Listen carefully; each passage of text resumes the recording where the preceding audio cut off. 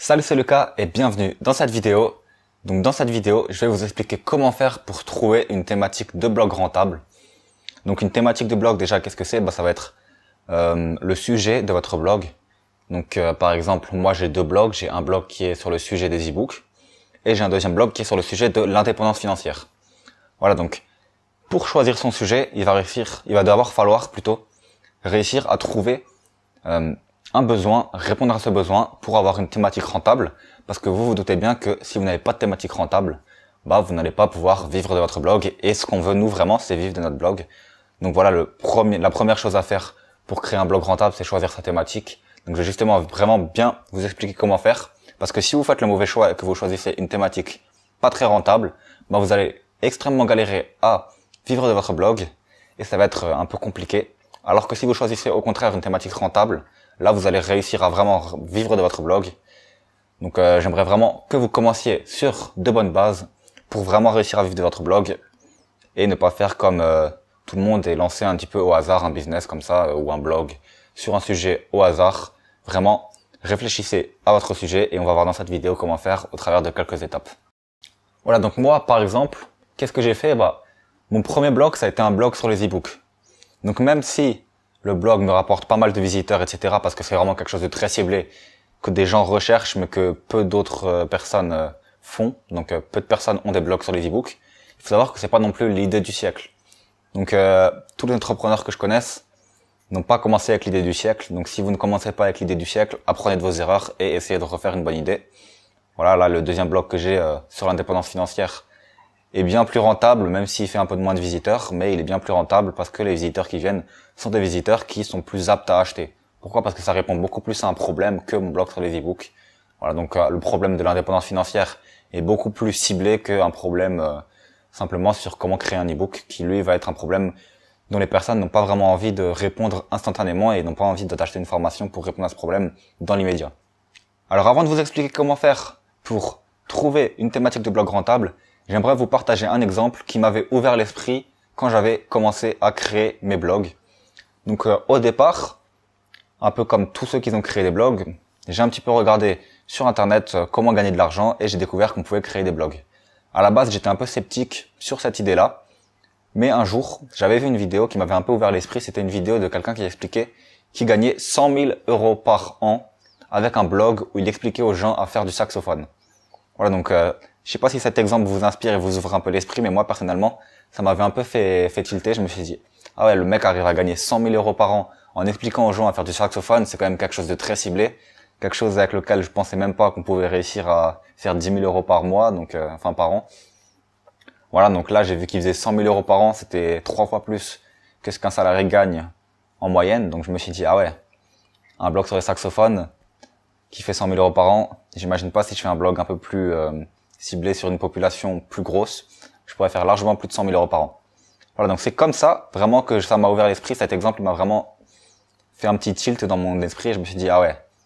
Voilà, donc j'espère que cet exemple vous a aussi un peu ouvert l'esprit et maintenant on va voir vraiment comment faire pour trouver une thématique de blog rentable. Donc la première étape, qu'est-ce que c'est? La première étape, ça va être déjà de trouver une thématique de blog sur une de vos passions. Alors pourquoi trouver une thématique de blog sur une de vos passions? Déjà, parce que quand vous allez travailler sur votre blog, ça va pas être comme si vous êtes salarié. Au départ, quand vous êtes salarié, vous allez travailler un mois et vous allez gagner votre salaire. Alors que quand vous allez démarrer votre blog, vous allez travailler 1 mois, 2 mois, 3 mois, 4 mois, sans rien gagner. Puis, au fur et à mesure, si vous continuez à travailler, vous allez commencer à gagner de plus en plus. Donc, au début, vous allez gagner un peu moins qu'un salarié. Et progressivement, vous allez commencer à gagner beaucoup plus qu'un salarié, voire 3, 4, 5, 6 fois plus qu'un salarié, au bout de 1 an et demi, 2 ans.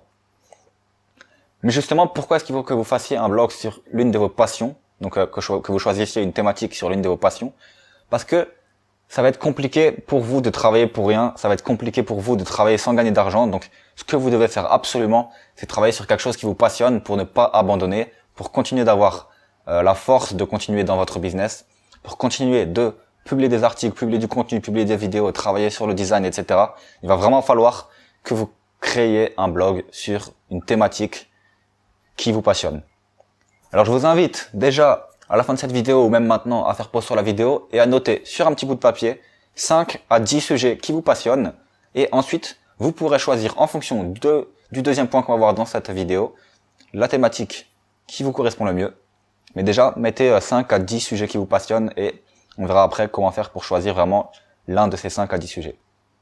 Une fois que vous avez trouvé un sujet qui vous passionne, qu'est-ce que vous allez devoir faire? Vous allez devoir trouver un besoin sur ces sujets-là. Donc je vais prendre un exemple tout con. C'est par exemple mon exemple à moi, les e-books. Quels sont les besoins dans les e-books? Il va y avoir plusieurs besoins. Donc moi j'ai listé 3 gros besoins auxquels je réponds dans des formations. Donc le premier besoin c'est comment créer un e-book. Donc comment créer un e-book, quel logiciel utiliser, comment faire la table des matières, etc. Comment écrire, comment mettre la mise en page, tous ces trucs-là. Il va y avoir un deuxième besoin qui va être comment publier son e-book. Donc un petit peu comment le publier sur Amazon, comment bien le publier, comment faire pour qu'il soit bien référencé dès la publication, toutes ces choses-là. Comment le publier, comment l'auto-publier sans un éditeur, etc. Bien, plein de choses comme ça. Et il va y avoir le troisième point, comment faire connaître son e-book, donc un peu le marketing, la publicité, les réseaux sociaux, etc. Tout ce qui va tourner autour de la publicité, etc. Donc là, c'est les 3 besoins que j'ai découverts. Mais ces 3 besoins-là, je ne les ai pas découverts après avoir choisi ma thématique. J'ai d'abord trouvé quelque chose qui me passionnait, donc un petit peu la création d'e-book, etc. parce qu'il faut savoir que j'avais commencé comme ça. Ensuite, j'ai cherché à répondre à des besoins. Donc je me suis dit, ok, la création d'e-book c'est intéressant, mais est-ce qu'il y a des besoins dans cette thématique-là? Donc pour ça, je suis allé sur des forums, je suis allé sur internet, j'ai cherché un petit peu des forums sur les e-books, j'ai cherché un petit peu des questions sur les e-books, et j'ai vu qu'il y avait quand même pas mal de personnes qui s'intéressaient à la création d'e-books, à la publication d'e-books, etc. Donc je me suis dit, ok, c'est intéressant, j'ai mes besoins, j'ai mes problèmes, et j'avais pas dans le temps, j'avais pas tout simplement regardé le troisième point qu'on va voir après, mais c'est quand même un point important qui va faire que vous allez faire plus de ventes qu'une autre thématique. Voilà, donc moi j'avais vraiment respecté ces 2 points-là, et après ça seulement, je me suis lancé dans la thématique des e-books. Donc voilà, essayez de répondre à un besoin. Par exemple, on va prendre un exemple qui n'est pas dans mon business, ça va être l'exemple du tennis par exemple. Est-ce que si vous créez un blog sur le tennis, vous pensez qu'il y a des gens qui vont vraiment réussir à venir sur votre blog en cherchant comment apprendre à faire du tennis, etc. Est-ce que vous pensez vraiment que des gens vont être prêts à payer des produits pour réussir à apprendre à faire du tennis, ou est-ce qu'il serait plutôt préférentiel pour eux de payer un coach, etc. Voilà. Donc moi je pense qu'il est plutôt préférentiel pour eux de payer un coach et qu'ils vont rarement vous acheter des formations vidéo ou des e-books, etc. ou des produits d'information. Donc par exemple un blog sur le tennis, je ne pense pas que ça pourrait être quelque chose de rentable. En généralité, on va dire que tous les blogs qui sont sur le loisir, donc tennis, jeux vidéo, etc., sont pas des blogs très rentables parce que les gens sont pas prêts à payer énormément dans ces thématiques-là. Maintenant, le troisième point qui va être un peu en rapport avec le besoin, c'est est-ce que c'est un besoin normal, on va dire, ou est-ce que c'est un besoin profond? Donc, quelle est la différence entre un besoin normal et un besoin profond? Un besoin normal, comme je vous ai dit, c'est un peu apprendre à être fort aux jeux vidéo, apprendre à être fort au tennis. C'est un besoin, mais ok, si le besoin n'est pas rempli dans le mois ou dans l'année, c'est pas grave, on peut continuer à vivre avec, ça va pas être important. Maintenant, un besoin profond, c'est un besoin que la personne doit impérativement remplir, parce que la personne ne peut pas vivre sans ça. Donc par exemple, moi, mon blog sur les e-books, j'avais fait l'erreur de ne pas créer un blog sur un besoin profond. Même si ça peut marcher, vous allez avoir moins de résultats. C'est juste ça, en fait. Si vous voulez avoir un maximum de résultats, trouvez un besoin profond.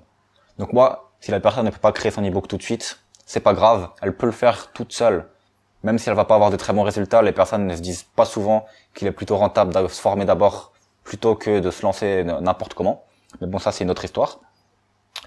Mais par contre, mon blog sur l'indépendance financière, les personnes qui veulent devenir indépendantes financièrement, qui veulent quitter le salariat, qui veulent réussir à voyager, c'est quelque chose auquel elles pensent tous les jours. C'est un besoin auquel elles pensent tous les jours, un besoin pour lequel elles sont prêtes à payer énormément pour réussir à sortir de ce train-train-là, on va dire.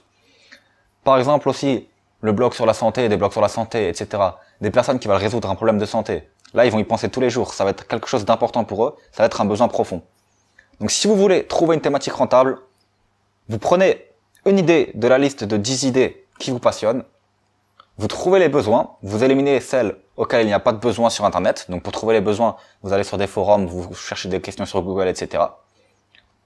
Et enfin, vous éliminez les sujets pour lesquels les besoins ne sont pas profonds et vous gardez les sujets pour lesquels les besoins sont profonds. Vous allez normalement avoir 1, 2, 3 idées qui vont sortir avec des besoins profonds. Pour être sûr que la thématique dans laquelle vous allez vous lancer est rentable, essayez encore de trouver des produits similaires sur Internet. Donc, pourquoi est-ce qu'il va falloir trouver des produits similaires? Si vous trouvez des produits similaires, ça veut dire déjà que vous êtes sur la bonne voie, que ça marche, que d'autres personnes gagnent de l'argent grâce à ça. Donc, c'est intéressant. Il y a des gens qui vont penser qu'il vaut mieux ne pas trouver de produits similaires pour être un petit peu le nouveau Steve Jobs, le nouvel inventeur, trouver la nouvelle idée parfaite. Alors ça, il faut savoir que c'est faux. C'est quelque chose que je vous recommande pas du tout de faire. Il vaut mieux aller dans quelque chose qui est déjà un petit peu exploré que d'essayer d'aller dans quelque chose où personne n'est allé et justement où il ne va pas y avoir beaucoup de clients, où les personnes ne sont même pas prêtes à acheter n'importe quel produit dedans. Donc je m'explique. Imaginez que vous voulez vous lancer dans un domaine où il y a déjà beaucoup de personnes, mais qu'il y a aussi beaucoup d'acheteurs. Vous pensez bien qu'il va être plus intéressant de prendre une toute petite part des revenus de ce domaine, mais de pouvoir en vivre à vos débuts, que de vous lancer dans un domaine où personne ne vend de produits, mais aussi où personne n'achète, et de travailler pour rien et au final ne pas réussir à vivre de votre business.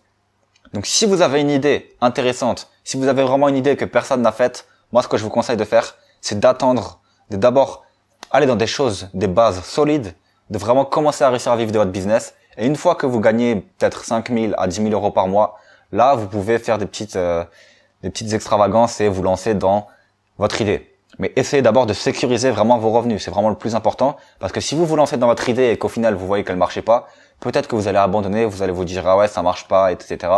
Alors que au final vous vous êtes lancé dans quelque chose dont je vous avais dit qui n'était pas rentable ou qui était très compliqué à devenir rentable, parce que c'est très compliqué de trouver de nouvelles choses de nos jours. Donc vraiment, pour débuter, je vous conseille de être dans des choses sûres, dans des valeurs sûres, donc de trouver des produits en rapport avec votre produit sur Internet. Donc c'est tout pour cette vidéo. J'espère qu'elle vous a aidé à trouver une thématique rentable pour votre blog. Maintenant, si vous ne vous êtes toujours pas lancé dans la création de votre blog, j'ai juste en dessous de cette vidéo une formation offerte qui va vous apprendre à créer votre blog avec WordPress et OVH de A à Z, qui va vous montrer comment faire pour optimiser votre blog, comment faire pour créer votre produit, on va revoir un peu la thématique, on va devoir tout de A à Z pour créer un business en ligne rentable. Donc pour les plus ambitieux d'entre vous, on se retrouve de l'autre côté avec le lien juste en dessous de la description. Et pour les autres, n'hésitez pas à vous abonner pour être tenu au courant des prochaines vidéos qui vont sortir sur la chaîne. Ciao!